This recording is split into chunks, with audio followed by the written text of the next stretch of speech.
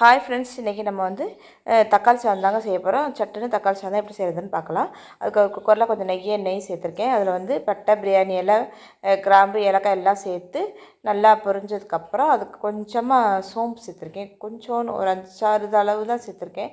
அதுக்கப்புறம் பெரிய வெங்காயத்தை நீல வாக்கில் கட் பண்ணி சேர்த்து அதை நல்லா எண்ணெயில் நம்ம நல்லா வதக்கணும். கண்டிப்பாக இது வந்து பொன்னிறமாகிற அளவுக்கு நல்லா வதக்கணும். அப்போ தான் நல்லாயிருக்கும் டேஸ்ட்டு. இல்லைன்னா நம்மளுக்கு ஒரு மாதிரி சதன்னு ஆகிடும் பிரியாணி. பிரியாணி கிடையாது, தக்காளி சாதம் தான். அது பிரியாணி மாதிரி தான் இருக்கும் டேஸ்ட்டு. அது நல்லா வதங்கிட்டு இருக்கும் போதே நம்ம வந்து இதில் இஞ்சி பூண்டு பேஸ்ட்டு போட்டுக்கணும்.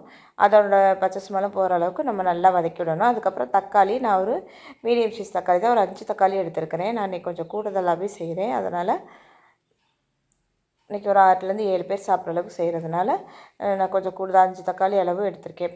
அதே தக்காளியை வந்து நான் அப்படி போடலைங்க, மிக்சியில் போட்டு நான் அரைச்சிட்டு சேர்த்துருக்கேன். சேர்த்து அதனோட பச்சை ஸ்மெல்லாம் போனதுக்கப்புறம் அதில் கொஞ்சம் மஞ்சத்தூள், ஒரு 1½ ஸ்பூன் அளவுக்கு மிளகாத்தூள், ஒரு ஸ்பூன்லேருந்து 1½ ஸ்பூன் அளவுக்கு மல்லித்தூளும் நம்ம சேர்த்துக்கலாம். சேர்த்துட்டு கரம் மசாலாத்தூள் கண்டிப்பாக போடுங்க. கரம் மசாலாத்தூள் சேர்த்து நல்லா மிக்ஸ் பண்ணி கொடுக்கணும். இந்த இடத்துல வந்து நம்ம மல்லித்தலை, புதினா ஒரு கைப்பிடி அளவு சேர்த்துக்கணும். நான் இன்றைக்கி சட்னி செய்யும்போது மழையாக இருக்கிறனால வாங்க முடியலை, கிடையாது. ரொம்ப காஞ்சி போன மல்லித்தலை இருந்ததுனால நான் இன்றைக்கி போடலை.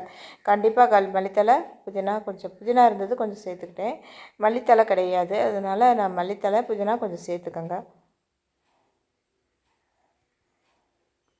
சேர்த்துட்டு நல்லா இது எண்ணெயிலே அந்த இது நல்லா வதங்கி வரணும்.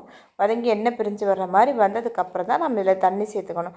தண்ணி எப்பவும் போல் தான் நம்ம அரிசி, நான் சாப்பாட்டு அரிசியில் தான் செய்கிறேன். நீங்கள் பிரியாணி அரிசி இல்லை என்ன செஞ்சாலும் அதுக்கு தகுந்த மாதிரி நம்ம தண்ணி எப்படி சேர்த்துக்கோமோ அந்த அளவுக்கு சேர்த்துக்கோங்க. நான் 2 பங்களவு சேர்க்குறேன்.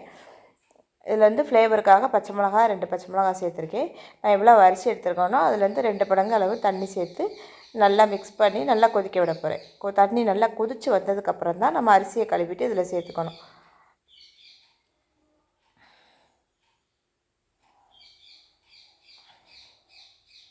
நல்லா மிக்ஸ் பண்ணி கொடுத்துட்டு தேவையான அளவு உப்பு போட்டிருக்கேன். உப்பு போட்டுட்டு மூடி போட்டு அரிசியை வந்து மூடி வச்சுருக்கேன். நல்லா கொதித்து வரட்டுங்கிறதுக்காக அரிசி வந்து நான் கழுவிட்டு நான் வச்சுருக்கேன். நல்லா இன்னொரு தடவையும் கழுவிட்டு நம்ம இந்த மாதிரி கொதித்து வந்தோடனே நம்ம அரிசியை சேர்த்துக்க போகிறோம். சாப்பாட்டு அரிசி தான், வீட்டில் வாங்குகிற சாப்பாட்டு அரிசி தான் நான் சேர்த்துக்கிறேன். அரிசி போட்டாச்சு. அரிசி போட்டோடனே நம்மளுக்கு சாப்பாடு குக்கர் நிறையா இருக்கிற மாதிரி தெரியுது. அதனால் நான் கொஞ்சம் ஒரு கொதித்து வந்ததுக்கப்புறம் தான் நான் விசில் போட போகிறேன். எடுத்த உடனே விசில் போட்டோம் அப்படின்னா நம்மளுக்கு பொங்கி ஊற்றி அடுப்பெல்லாம் வீணாக போயிடும். அதனால் நான் அது கொஞ்சம் கொதித்து வந்ததுக்கப்புறம் விசில் போட்டு 2 விசில் வச்சு எடுத்துருக்கேன். 2 விசில்லே எங்களுக்கு நல்லாயிருக்கும் இந்த சாப்பாடு ரைஸு. பாருங்கள், உங்களுக்கு அரிசி குலையவே இல்லை. ஒரே கையில் பிடிச்சிட்டு கிண்ட முடியலை. இப்போ அதனால தான் கொஞ்சம் மெதுவாக நான் கிண்டுறேன். பாருங்கள், இப்போ தெரியுதா? இறக்கும்போது கடைசியில் நான் கொஞ்சம் நெய்யும் சேர்த்துருக்கேன்.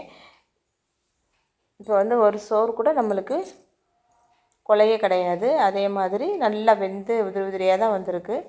நம்ம நெய் சேர்த்துருக்கிறதுனால நல்லா மிக்ஸ் பண்ணி கொடுத்தோம்னா எல்லா பக்கமும் நெய் சேர்ந்து நல்லா வந்துடும் சாதம்.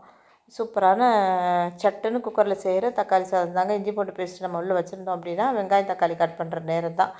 குக்கரில் சட்டுன்னு வச்சு விட்டுட்டு நம்ம ஒரு அப்பளம் கூட பொரித்து சாப்பிட்லாம். நான் இன்றைக்கி காளான் கிரேவி வச்சுருக்கேன். காளான் கிரேவியோட வீடியோ நம்ம ஏற்கனவே நம்ம சேனலில் போட்டாச்சு. இதுதாங்க இன்றைக்கி எங்கள் வீட்டு சாப்பாடு.